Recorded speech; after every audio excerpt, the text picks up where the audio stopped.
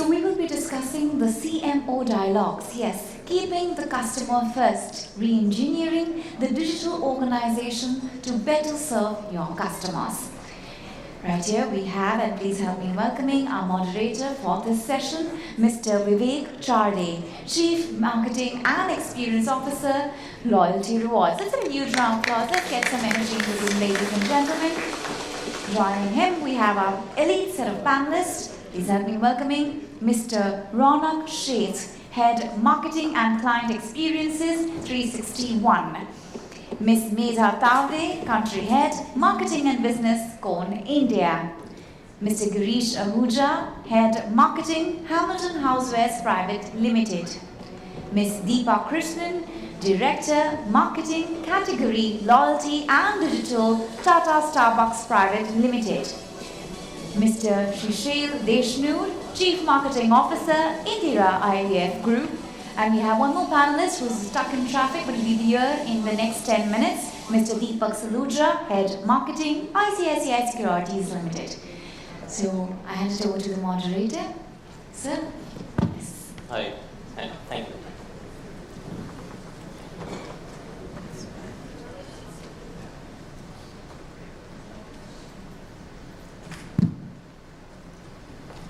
Okay, so we'll start. So with access to the global brands and the e-commerce websites and the apps that we see in the market and the payment apps which have been increasing in India, the customers in India expect a lot of things from a brand because they are used to that experience that they're getting from the global brands, right?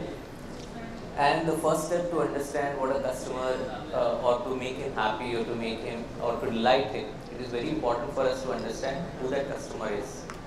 What does he like? What are his preferences? And what does he actually expect?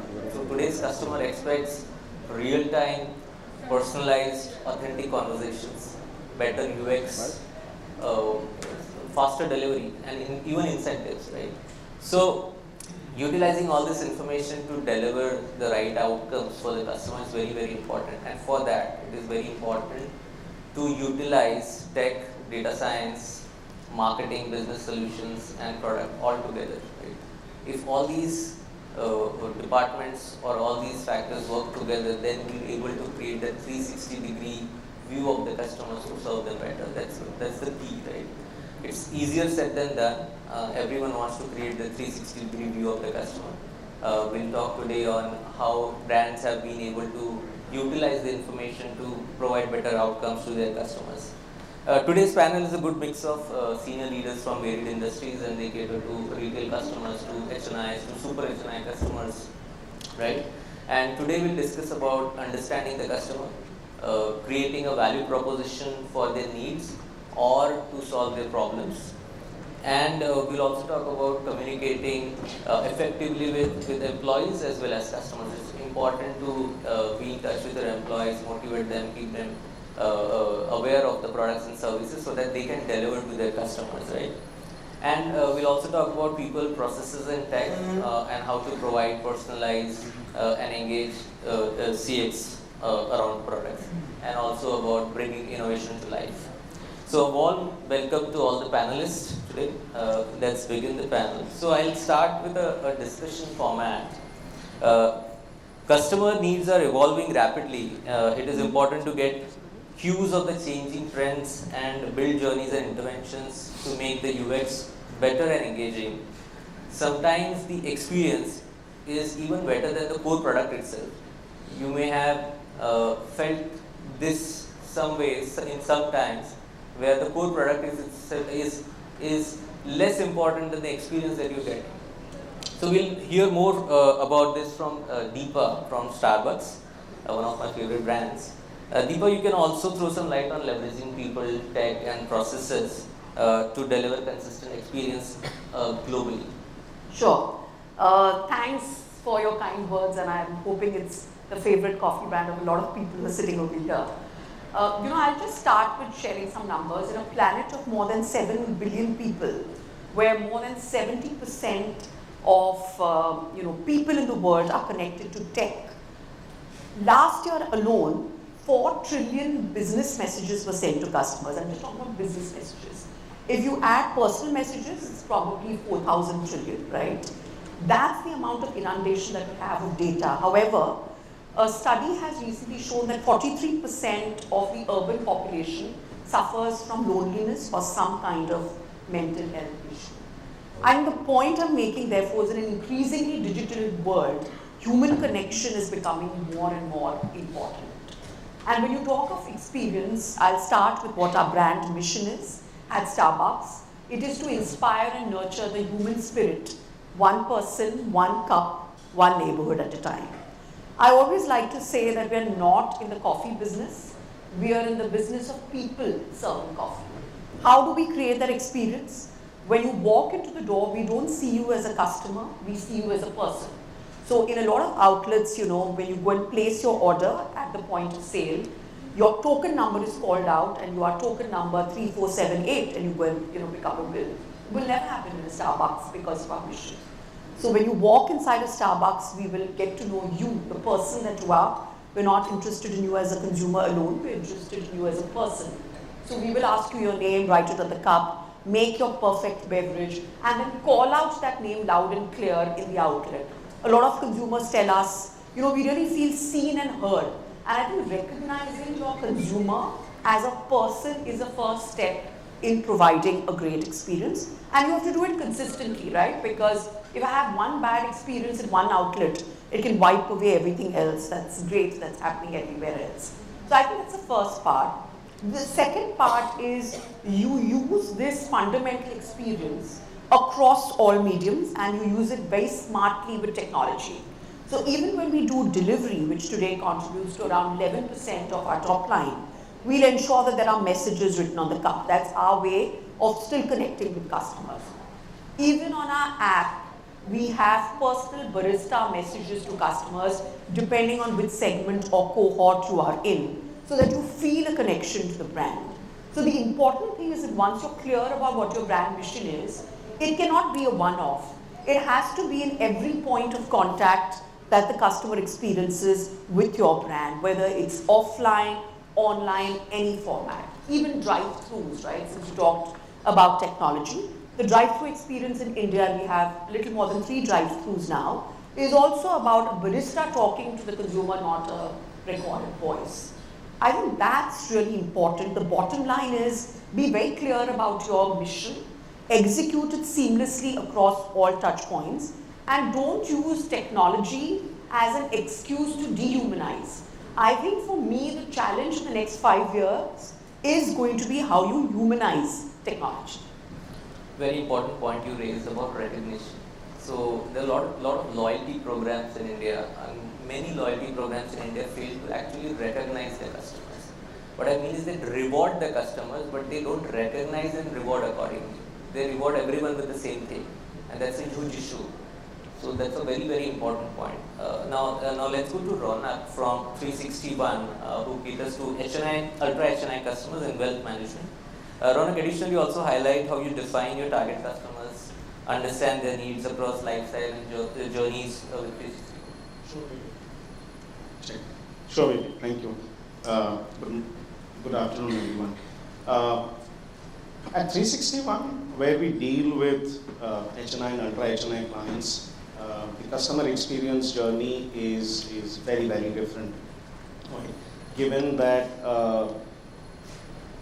the baseline to onboard a customer for us is essentially a $3 million of investable surplus, right, which essentially translates to about 22 crores of AUM, right, that the person wants to invest with us. That person essentially wants the world from you. And not just only from an investment standpoint, but also from additional value additions that we can bring to the table. Thus, kind of comes forth our brand purpose, which we've just kind of built, although we've been following that for the last 15 years, is Performance Plus, right, which essentially translates of looking at performance, which any client who's working with us expects on his investment, right, a higher return, a value addition over and above what capital that they've given to us. but also the plus factor, right, which essentially translates primarily into the value addition that we can bring just not only or beyond his investment portfolios, right? We are a very high-touch industry given the nature of the business that we are in. But what we are also now seeing increasingly is we are seeing a huge intergenerational wealth transfer, right? Where the first generation entrepreneurs that we used to deal with in the last 15 years were primarily first gen entrepreneurs and older men and women, right? So in their 50s and 60s. We are now seeing increasingly people who are inheriting this wealth in their 35s and 40s, right?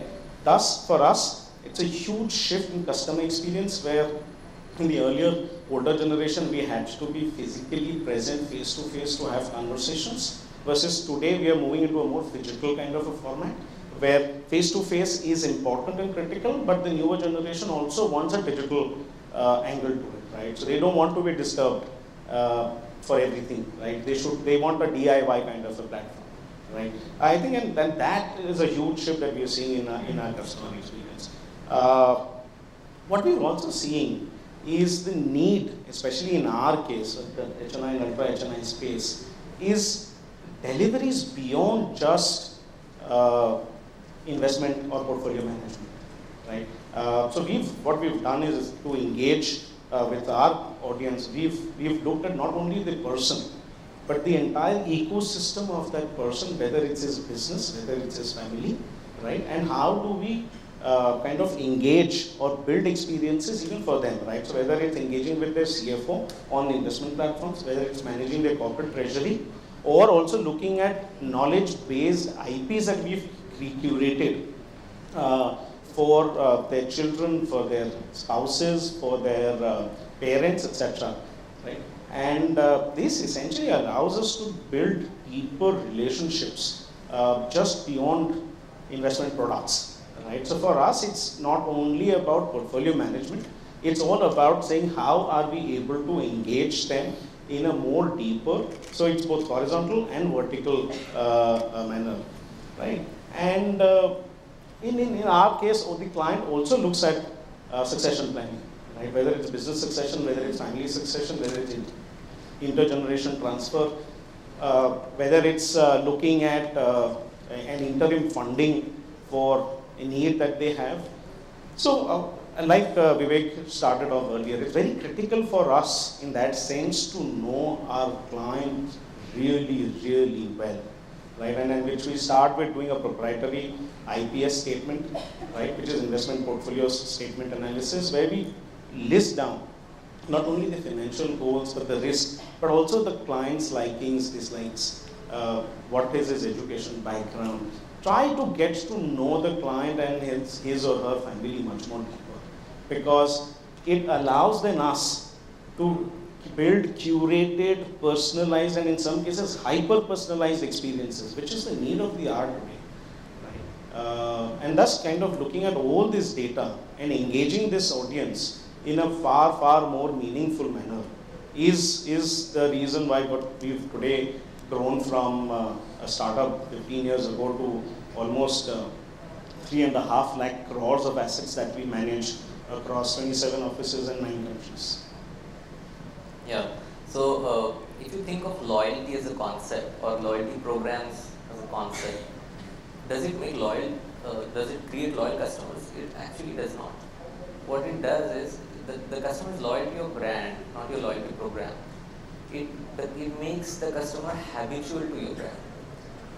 So that's the only thing that it does. But when it makes habitual, you have to provide the service, you have to provide the best product, the best experience every time, right? So just some time ago, I was talking to Ronak and I asked him, what is the craziest request that you got from a customer? Yeah, so given the space that we are in, we manage large assets, right? For some clients, we manage upwards of 1,000, 1,500 crores of their asset only with one family, right? And Vivek, I was telling him that some of the crazy requests that we've got is we've we've been matchmakers for two families. We've almost short of executed a wedding for a client.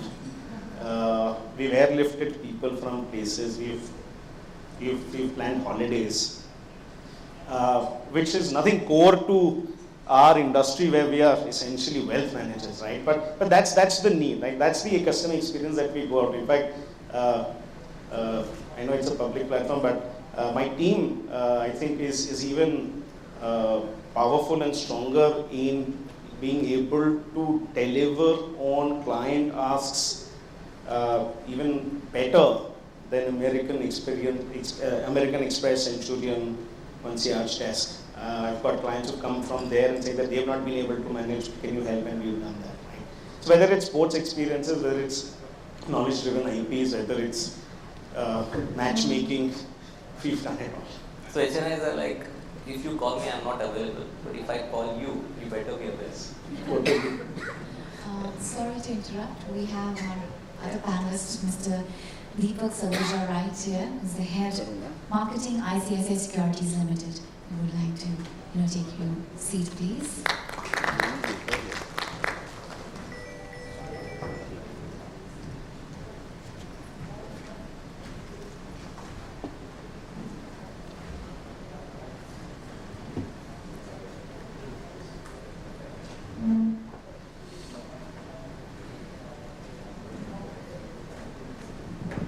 Apologies, just had a bag stuck up at the jam, but happy to join in the panel. Hi. So we were talking about how the customer needs are evolving rapidly and how is it important to get use of the changing trends to serve the customers better.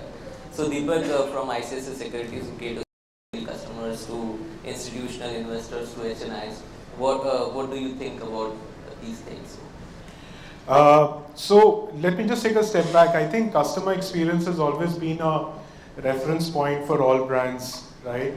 Whether it's legacy or new age brands, it's been one very important factor when it comes to building brand affinity, and more so in the recent past with the transformation that's evident in the customer experience in terms of both the narrative that's being played out and the way how technology is today enabling it. We see this far more evidence post-COVID, right? Because we are living in an era where the conversation used to be about and from a media sense offline, online, and from a consumer sense it used to be digital native and the rest of the audience. Today I think the conversation has shifted to digital native and digital forced adopters. I think COVID changed that. Just to take a step on where we come from, as an organization, ICICI Security has been in existence for over 2 decades, and we actually started off as the first fintech in the nation. We got formulated with an idea and then it kind of scaled up. So while our acquisition used to be primarily brick and mortar with a lot of dependency on our bank branches, our servicing or our interaction used to be primarily online. So customer experience has been at the ethos of the organizational growth story. We cater to, we mentioned that, we cater to the retail segment, the HNI, ultra HNI, and the institutional. And it's a complete DIY platform where you have access to a plethora of almost 40 plus product solutioning that exists for us. So it's very imperative for us to understand our consumer behavior in terms of the type of customer, where is he coming from, what are the possible friction that he faces when he's on our journeys. And we've got journeys which are primarily on our platform, and there are journeys which are shared journeys between the products or brands that we are distributing on our platform. So they could be shared journeys. So there is a constant endeavor to ensure that the friction is eliminated. The other thing that we saw during the COVID period, because like I touched upon the fact that our sourcing used to be brick and mortar, we were forced to adopt to digital sourcing. So we had to undergo this transformation quickly because our bank branches all were shut. So our acquisition engine was kind of stalled. So that's where we put in systems and processes and tools that enabled us to understand at every stage how is the consumer facing the entry point to getting into the acquisition funnel, various friction, and enable it. Again, with a mixed bag of acquisition, because our category actually saw 300% growth in 2.5 years. So we were 40 million Demat accounts pre-COVID, and we are over 120 million Demat accounts post-COVID. So look at the growth that happened in just a fraction of 2.5 years, where practically everyone in the ecosystem was forced to really understand how does he go about evolving his tech stack and ensure that the acquisition works for us. So that's where a lot of this customer experience referencing was brought in, the tools were put into implementation. We were observing how customer is requiring assistance at certain stage, because we had the category penetration going beyond the metros and the tier 1. We had tier 2 and tier 3 entrants that were coming into a category. And then necessarily to look at a DIY was not easy. So we had to bring in assistance at different point in time in terms of a callback and guiding them. So I think it's imperative today, and I think it's going to be the way forward. And the other piece being is that, as I said, forced digital adopters, a lot of us actually saw plethora of platforms evolving in the period of COVID, and we got used to certain evolved stages of customer journeys and experiences. I think that puts back the reverse referencing on brands today, and therefore it's imperative for brands to actually constantly evolve and not see this customer experience as just fancy word, which probably a couple of years back used to be an evolving stage. Today it's far more relevant, and consumers expect you to be on the go and on the fly, making sure that he gets that wow feeling that he's seeking out when it comes to a brand interaction. Yeah, thanks, Deepak. So customer needs are either the opportunities that you have to build something new to cater to their aspirations, or to solve one of the problems that they're facing, right? Or you think of an idea which may help a customer, which that idea, that problem is maybe not defined by the customer but by you. You create a need for that product in itself, right? So what steps are taken to create the value proposition for their customers? Let's hear from Ronak. So to create value proposition for customers, I think the key goal or the key requirement is to understand the customer in the first place, right? And also with different kind of clients, and especially in the HNI, ultra HNI space where we come from, right? There is no client who is similar. So essentially, if I have 10,000 customers, I have 10,000 personas to cater to, and that's the biggest challenge for us, right? And then kind of aligning these 10,000 personas or 20,000 personas and curating value proposition for each one of them, which can be very, very different from the other, is the real challenge. How do we go about doing that, right? One is, like we said, trying to understand the consumer deep down as much as possible.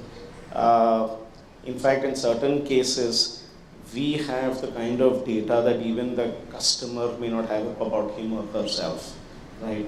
Obviously, this data is not in public domain and is limited to a very small team of people and decision makers, but it allows us to build great insights into what the customer is, who is he, and how what are their likes and dislikes, right? On the business side, right, or on the performance side of a brand, like we said, we do a detailed analysis of the customer through our IPS statement, through understanding their financial goals, to understanding their risk appetite, to understanding possible events that will come into the customer's life in the next 2 to 5 years, right? Whether it's say marriage of a child, or buying a car, buying a house, right? Or looking at dual citizenship, which is very in this case in the ultra HNI segment. So looking at all those parameters, we kind of start designing their portfolio and build up, right? And therein lies a huge value proposition. Second, on the other side, on the plus side where we spoke about, right? A customer for us also requires a lot of assistance, right? So for example, if there is an undergrad child that they have, right, they look at saying, okay, I want to send my child to US for studies, right? How do we connect? or which is a great colleges, etc. Right? So we kind of work with a lot of these counselors, etc. on the back end to kind of assist our customers. Right? So the value proposition for us essentially in that sense is really varied, right? But at the end of the day, I think the customer understands that we are collecting data from them, right? And by virtue of that knowledge that they have, they expect us to be able to drive or deliver products and services which are favorable to them, which will help them in their portfolio management growth. Very right? personalized. Sorry? Very personalized. Very personalized, and it's an expectation, Correct. right? So because the customer is only now growing more and more tech savvy, right? They understand how all of us, especially as marketeers, are literally prying into their lives as if we are looking, is as good as like looking into the toilets and what they're doing there, right? It's as deep as that, right? So the kind of data that we have. Now, let's move to Medha from Kone. Medha has recently joined there. Kone caters to B2B clients. Medha previously worked with Future Group. So, Medha, if you can highlight what steps are being taken to learn how customers feel about your brand. Sure. So before I go there, just kind of a little bit about Kone. So Kone is a global leader in elevators, escalators, travelators, operates across 60 countries, and with a very singular vision of improving urban flow. So for us at Kone, everything is about innovation, everything is about enhancement, and everything is about ease and convenience to customers, and that pretty much forms part of our DNA. Coming back to your question, in the escalator, elevator industry is a little complex. Your decision making is very complex and multi-staged. Plus, there's no single customer, right? There's a user of the elevator or the escalator, and then there's a buyer. And the user and the buyer are very different. Even at the buyer's end, there are multiple stakeholders, right? There's the architect, there's a technical officer, there is a project engineer, there's a procurement team. So there are multiple stakeholders. So it becomes extremely important for us to understand the expectation and the needs of every stakeholder, the influence that every stakeholder has in terms of the decision. And map that back into creating, a value proposition which is competitive, differentiated, and a winning proposition. So for us, very simply what we do, and this is a very continuous process at our end, is that across the scope of the experience, we continually keep mapping how, trying to understand what matters the most to customers, whether it's a user, whether it's a buyer, whether it's an influencer in the buying stage.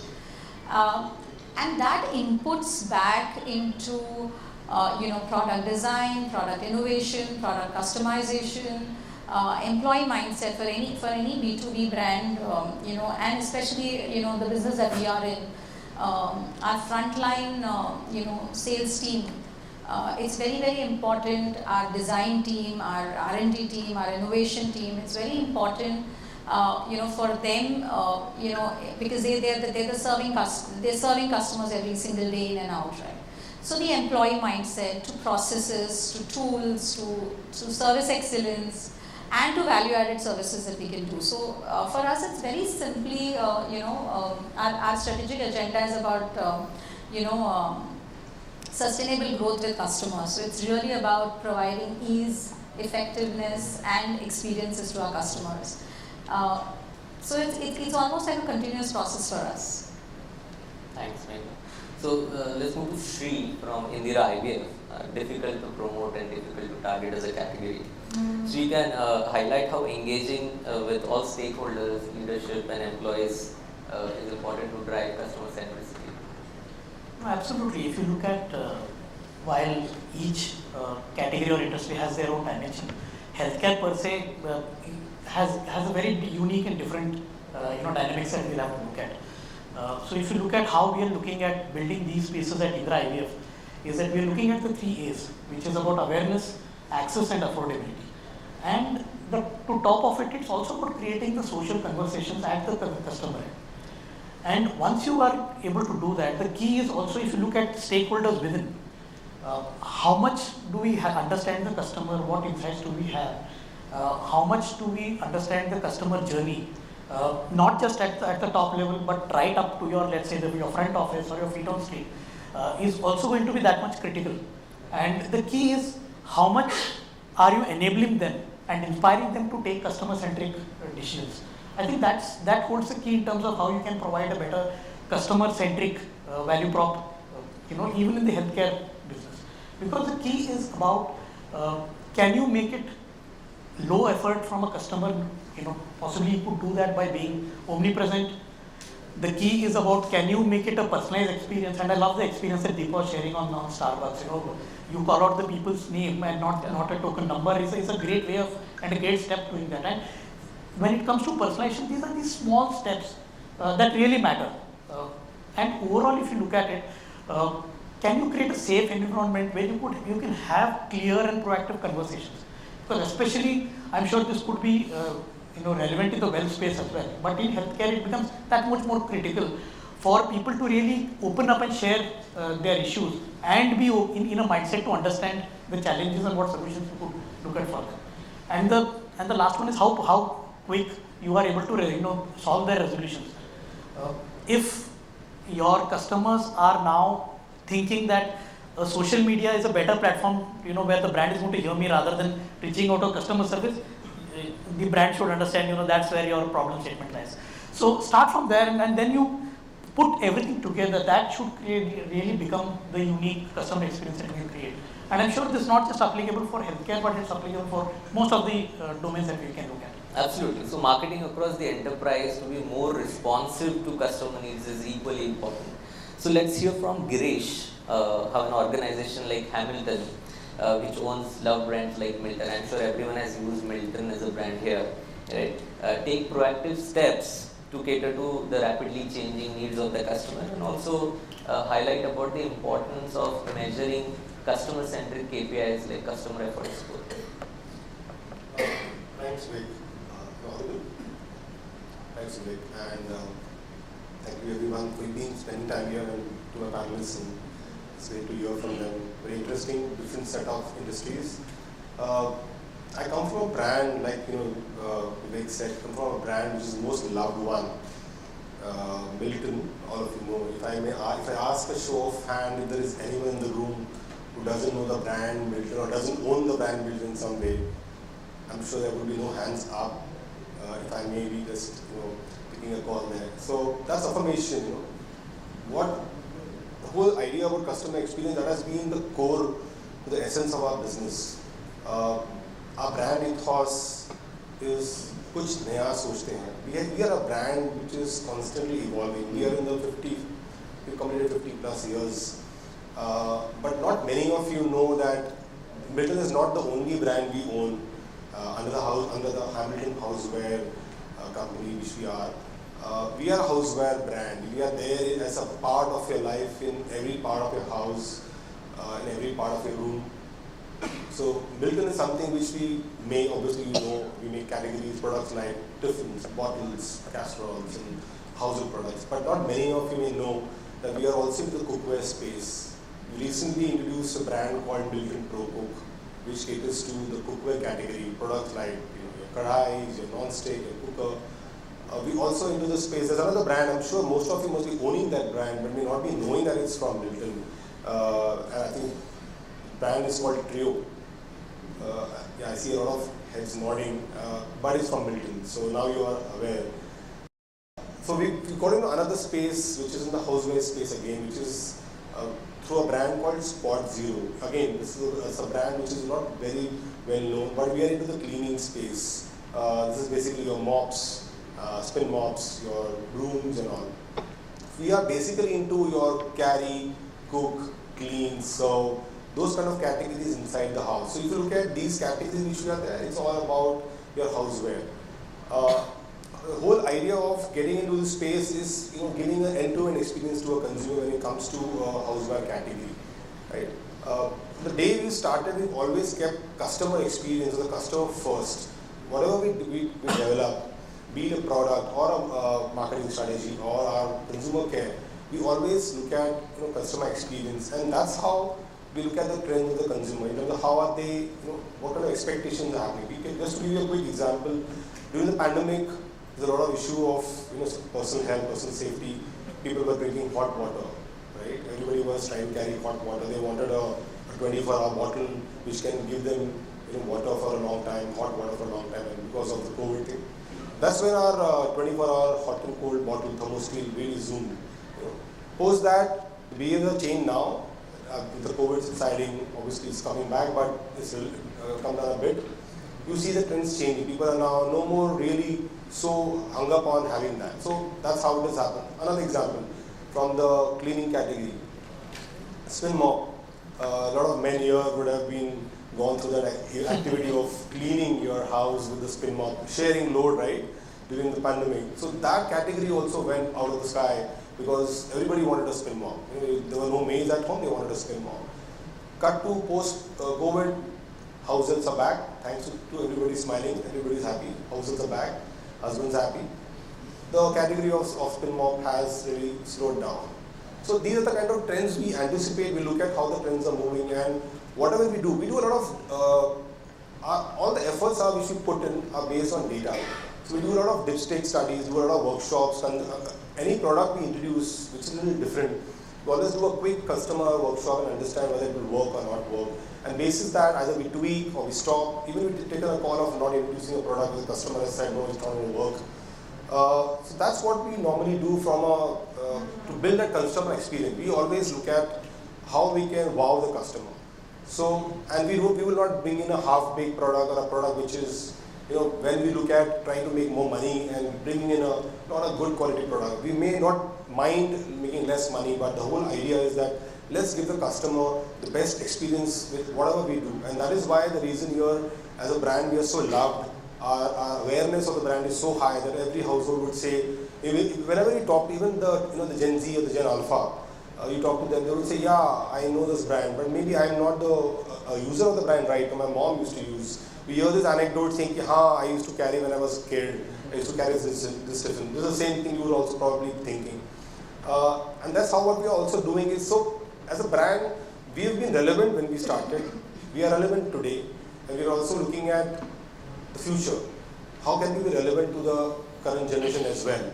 And that's how we keep introducing products which are more relevant. We see earlier, a few years back, global trends used to take some time to become a trend in our part of the country. Right? There used to be a lag.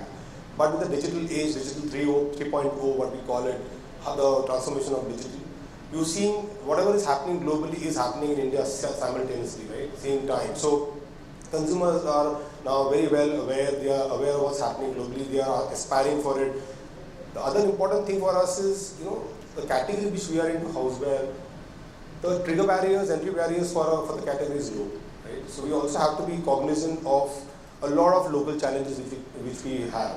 So we have to up our task, up our ante to be ahead and also bring in the most trendy products to what the customer is catering to. Having said that, I think that's not enough for us to just build on experience. We also need to have a conversation to understand whether the experience we're giving is really, the one they are liking it and they are already acknowledging it.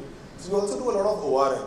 We have a constant social listening where we look at consumers who are reaching out to us. Fortunately for us, there's not much of issues, but they reach out to us whether they want to buy us in some way or the dealerships. We are constantly on a real-time basis. Our TAT for response is pretty fast. We look at how we can hear them out, what kind of issues they have, what kind of concerns they have, how can we help them. So it's a constant process on the ORM bit. And answering to your last point about how do we do measure metrics, right now NPS is something we are looking at because that's a tool which we think will help us. And I think loyalty, rightly said, loyalty is important because we have a huge base of customers and these are customers who have been there as repeat customers with us for a long time, even generations, right? So these are customers who love the brand and obviously the product because it is a derivative of that. we also want to build a loyalty with the next generation as well, future. So we also work on programs which we can ensure that the loyal customers who are there are part of the family as well. So we are using a lot of these metrics, NPS, loyalty programs to ensure that the customers we've built in over the last 50 years are there with us for the next another 50 or 100 years, and even the next generation which comes in. And like I said, we keep constantly evolving. We have always been evolving and innovating, and I'll talk about it more later in case required, about how we innovate, what kind of products we bring in. And these are, we try to make life simpler by simple innovations. Thank you.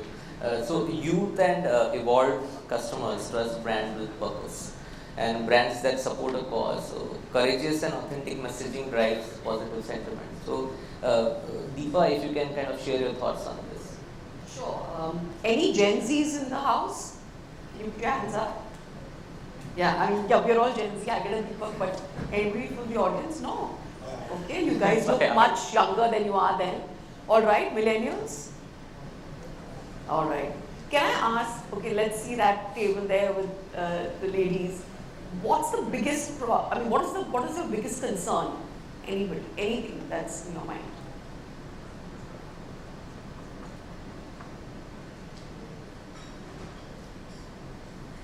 Nothing? In regards. What is the biggest concern in your mind with respect to whatever? What is your topmost worry that occupies your mind? Is anybody else? Any other?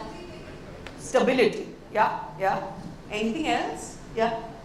I think wastage that we create, that is one. Mental health is another, and health. Super. Wastage, mental health, stability. Anybody else wants to go? Any man? Uncertainty, because there's a lot of anxiety with uncertainties right now. So Absolutely.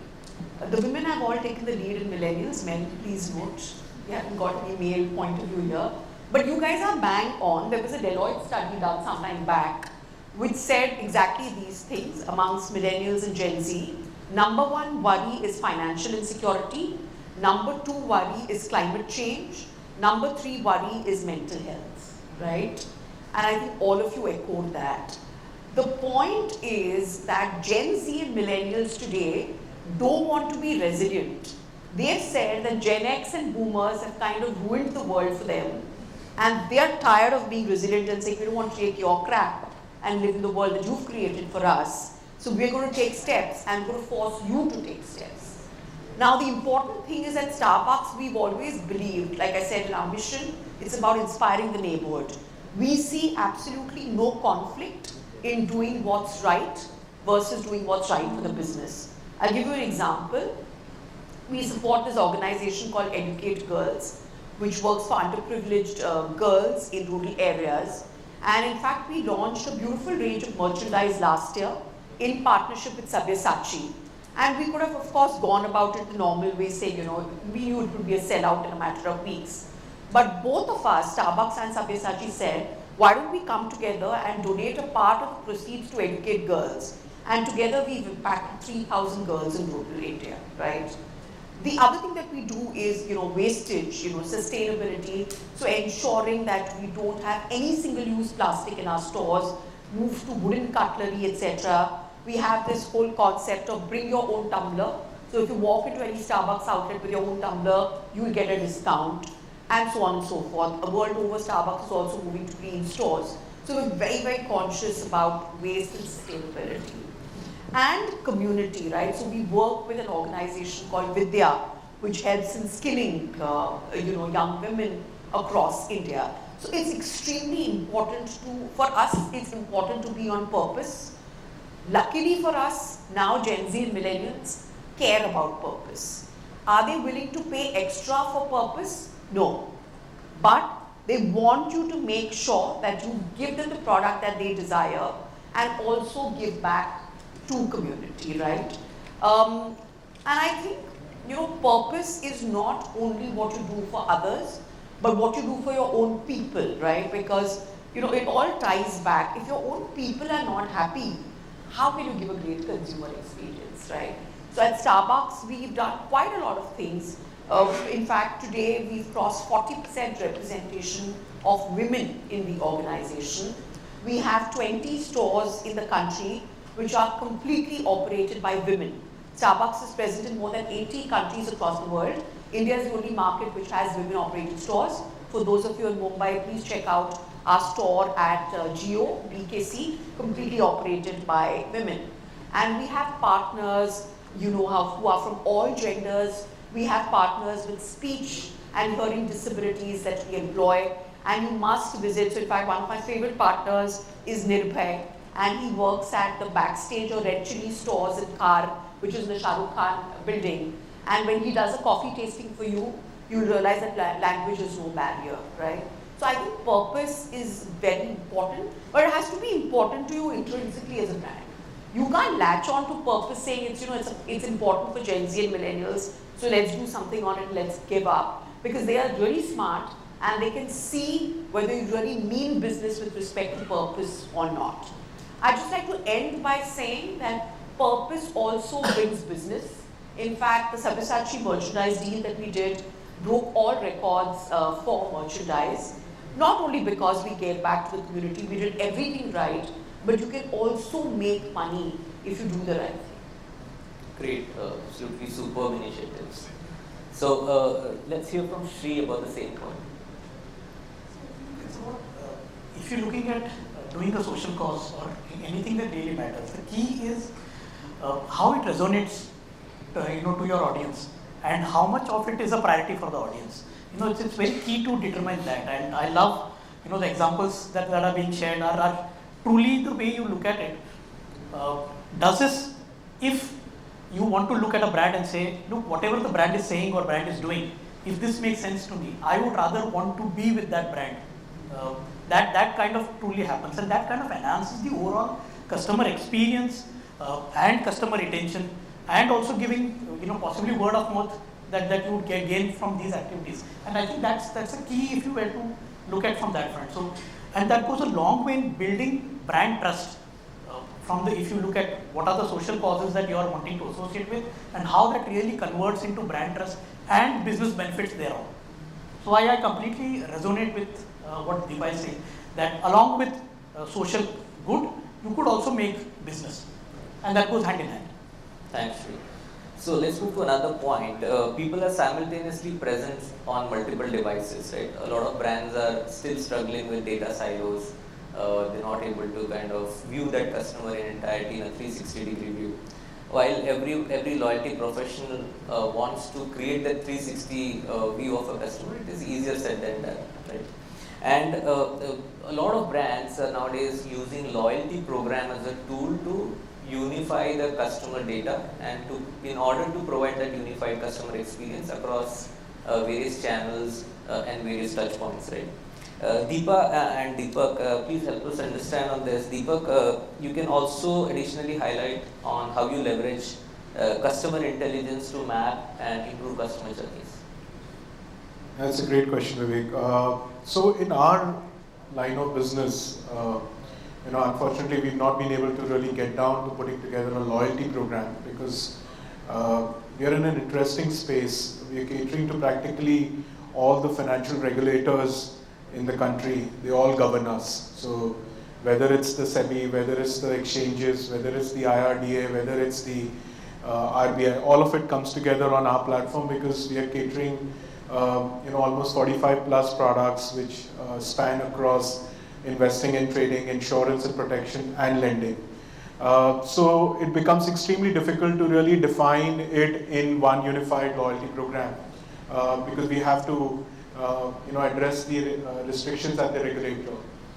Having said that, it's an imperative at our end because with these set of product, it adds to the interesting complexity of the kind of transactional volume that we cater to, right? On our platform, we see almost millions of transactions happening through the day, and especially during the market hours, we see a huge influx of people coming on to access the platform and engage with it for different sets of products.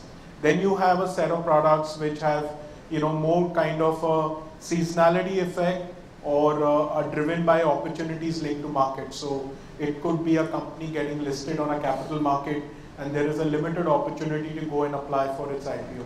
Or it could be a fund house who's introduced a new fund in the market, and they probably have a 2 weeks window for inviting application to that fund.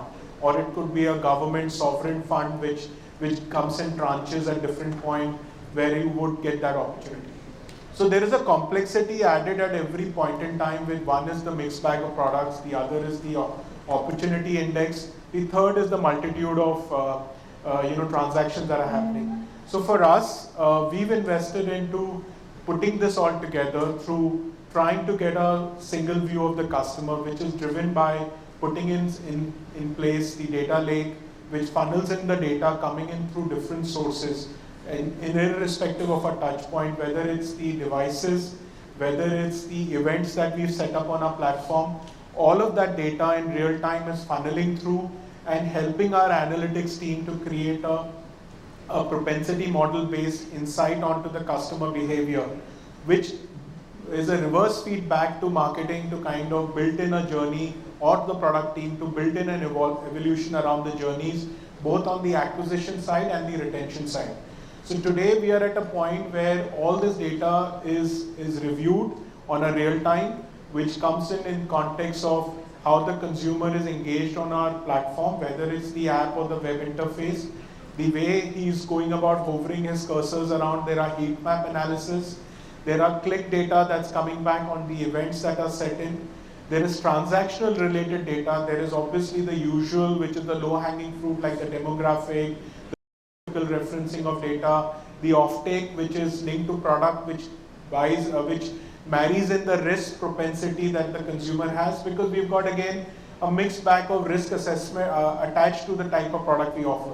All of this then helps the analytics team to come out with a propensity view on the individual consumer and create cohorts of likelihood of similar behavior. Those are then put into an experimental funnel through an agile squad that runs those streams of campaigns around those various products which are in focus, and based on their traction, based on the channel input of reaction, whether it's a WhatsApp, whether it's the web or the notification on what you interact, those cohorts are then further sliced to create mini cohorts, and they become a input for creating a lookalike audience which goes to feed into our newly acquired base. So this is something which is an ongoing cycle at our end, and that's the only way we've been able to see revenue rise, we've been able to see growth, we've been able to see offtake on various products, which erstwhile used to be just applying a single size approach where we would just mail out to a mass set of consumers, because we have over now 9 million plus customers. Just sending out mailers no longer works. So building out those unique journeys, personas, linking it back to all of this data is the way we've currently operate. Thank you, Deepak. Deepa, you can also talk about these points. Additionally, you can talk about culture and transforming the reward system. Sure. I echo a lot of what Deepak said. Just on a lighter note, Deepa and Deepak almost sounded like Karan and Arjun, and since we are friends also, I think we call ourselves Karan Arjun from now on. We have a 2.5 million almost loyalty program in the country. My firm belief is it's going to be increasingly difficult to maintain a strong loyalty program. Consumers really don't care. They're going to move from one to the other. So loyalty is going to become a bigger challenge. Now, what do? You make sure that you're relevant to them. And I'll give you an example which I've learned in my career. It's called the 99% principle. Marketers are so self-obsessed, all of us suffer from it. They assume consumers are thinking about my product 99% of the time. Biggest lie. Even if the consumer is thinking about your product 0.009%, 99% of their time, you're lucky. So you win if you understand what's happening in 99% of their lives and then integrate your offering with them, right? Same goes true for the loyalty program. So we have a matrix which is called the Recency, Frequency and Monetary Matrix, or RFM, which really tracks what is the recency that the customer has displayed, as in have they come into my store the last 30 days, 30 to 60, so on and so forth. What's the frequency and how much are they spending? We of course go to the micro level of granularity to understand what's their favorite product, sub-product, beverage, hot, cold, food, Do they buy merchandise? Not. Favorite time of the week, day, store, etc., right? But we use this data to make life simple for them. And we do that by saying that if you walk into our store and we're able to harness that information, we see you and we know you're most likely to have a cold brew or a mango frappuccino, and my barista can start making that the moment you walk in. That's when it makes their life simpler. Or if I know that you are currently buying beverage and food but you haven't explored our merchandise, then I can use that as an opportunity to upsell. I can also make sure that our most profitable or valuable customers, I know they're not chasing discount. They want experiences. So let's say I give them an origin trip to Coorg, or give them a coffee certification program, or give them an opportunity to meet the leadership team. It's really that kind of micro segmentation, and our desires to move to a segment of one. To do this, the organization as a culture needs to work in one team. It can't be a marketing problem versus a sales problem, right? The consumer doesn't care which department you belong to. At the end of the day, the organization's salary is paid by the customer, and you need the leadership team to drill this down into everybody's head that it is your problem. If a customer, today if I'm in a store and if I see that there is a complaint, I'm not going to bother about whether it's a complaint of marketing or loyalty. Even if it's a complaint related to finance, I will take it up and ensure that that's something that's solved. So that's the culture. And I'll probably just take 30 seconds and end with a story on culture. This happened in NASA with John F. Kennedy way back. NASA was of course working to send people on the moon.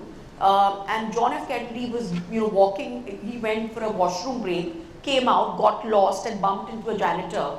And he asked the janitor, "Sir, what do you do?" And the janitor told him, "I'm working to put a man on the moon," right? So if every member of your organization is aligned to knowing that the consumer problem is my problem, that's when you have a fantastic organization. Very well said. Medha and Girish, this is the last point we're on. Please highlight few innovations in your respective industries that have helped in improving the customer experience. Please share examples on how feedback captured from customers and employees is incorporated in making CX better. Yeah, so again, I come back and I think a lot of them have, co-panelists have recorded saying that, everything that you do, whether it's an experience that you roll out or a product design or an innovation that you do, it's very important that it's linked back to your, to your core mission. So for us at Kone, our mission is really about improving urban flow, and everything that we do, stems from that and leads back to that, right? And how do we create ease, effectiveness, and experiences to our customers? So there's a continuous process of feedback, voice of customer across the entire scope of the experience that we have. We actually, get inputs in terms of understanding the customer needs, their expectations, the gaps that are there at every stage of the journey.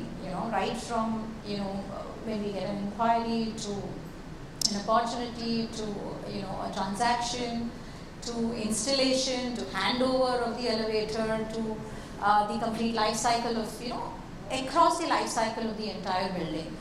And then we very, simply break it up into three, in terms of A is ease, okay?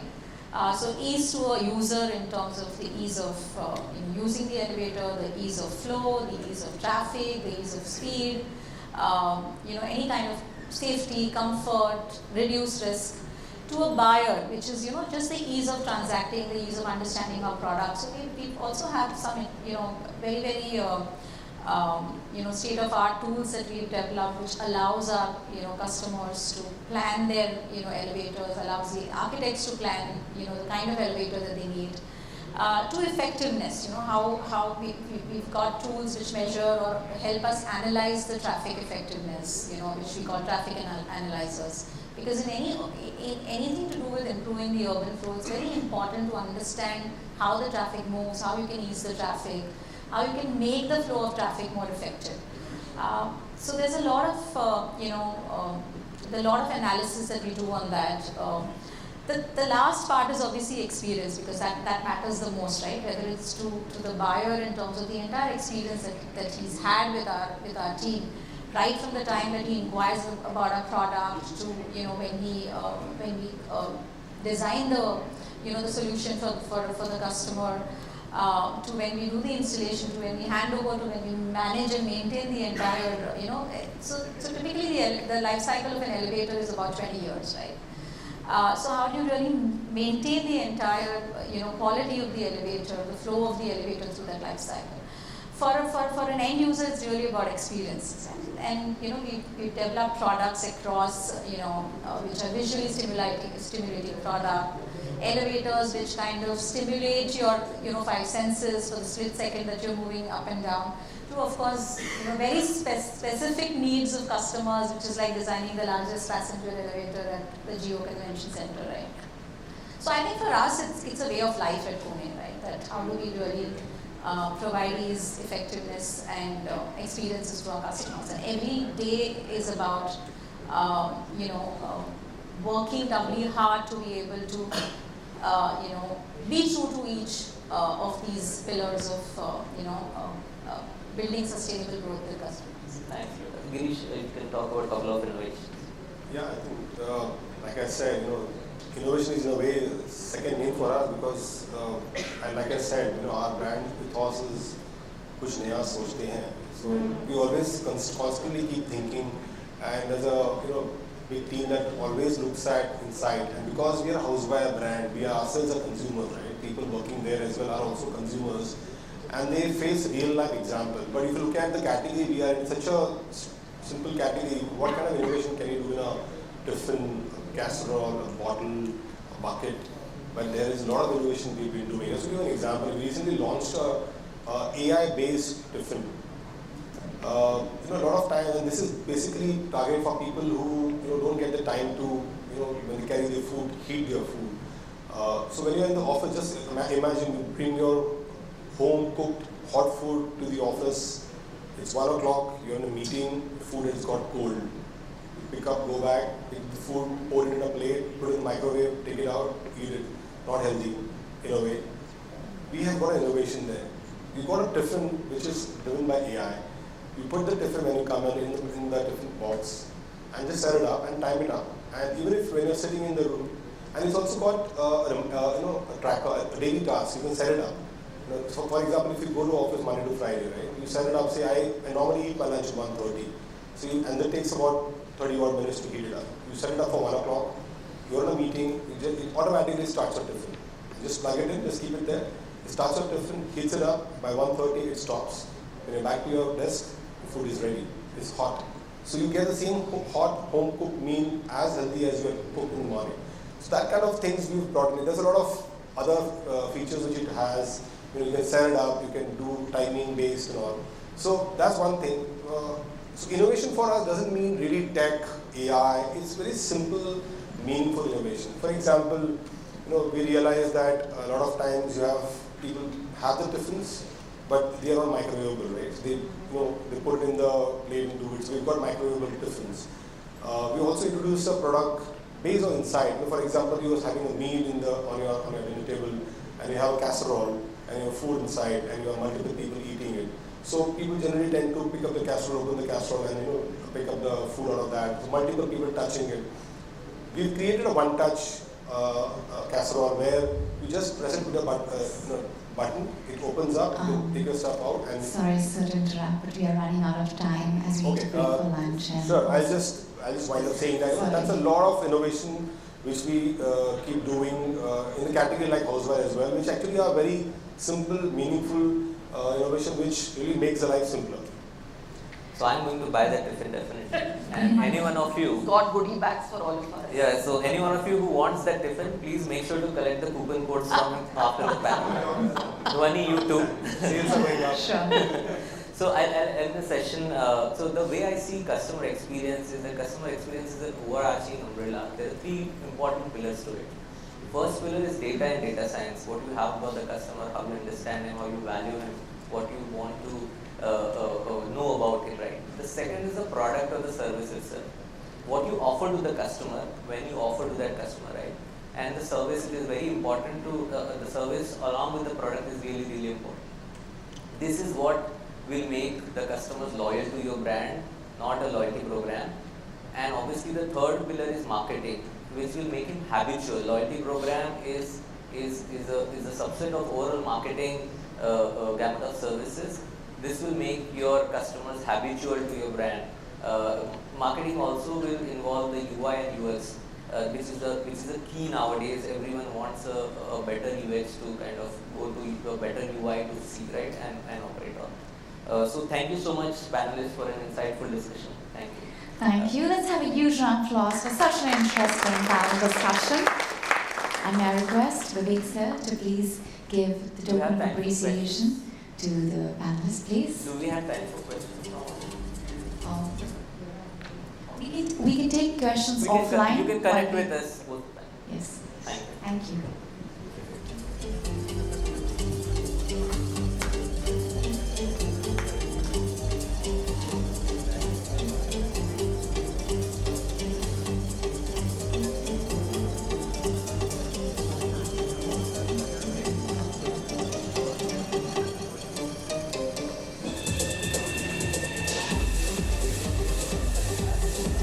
Ladies and gentlemen, on that note, we break for lunch.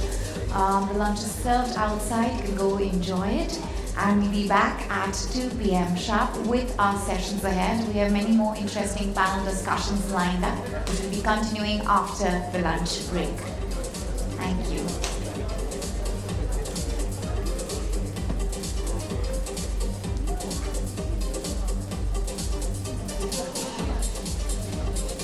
I also request Harish sir to please come forward and present a token of appreciation to our moderator, Mr. Vivek, Charde.